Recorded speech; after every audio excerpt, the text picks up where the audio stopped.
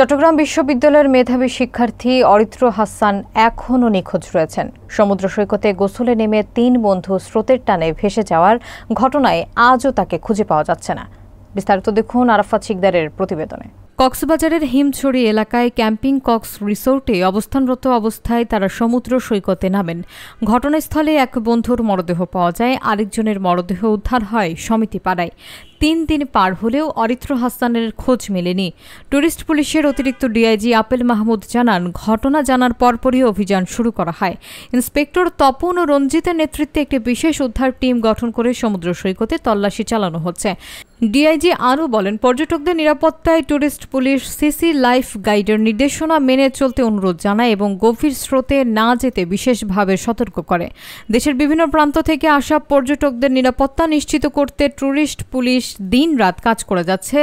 নিখোঁজ শিক্ষার্থী অরিত্রকে উদ্ধার অভিযান এখনও অব্যাহত রয়েছে।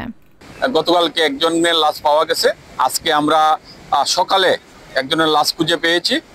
বাকি অরিত্রর লাশ আমরা এখনো খুঁজে পাই নাই। এই কারণে মাননীয় অতিরিক্ত ডিআইজি আপেল মাহমুদ স্যারের নির্দেশনাক্রমে আমরা দিন-রাত পর্যায়ক্রমে অভিযান চালিয়ে যাচ্ছি। এখন রাত্রিকালীন সময়ে এই কারণে আমরা টর্চ জ্বালিয়ে গ্রুপ করে করে বিভিন্ন এলাকায় তল্লাশি চালাচ্ছি।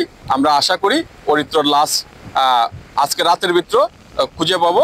কত টাকা তাদের সেটুকু করেছি এদিকে উঠেছে তারাও বিয়ে বাদের ঈশ্বরে বলে দিয়েছে আমরা আপনাদের গেলা বেকায় আছেন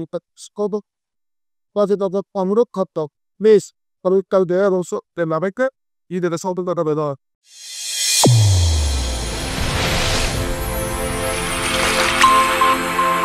চ্যানেল A1 হৃদয় রেসপন্স।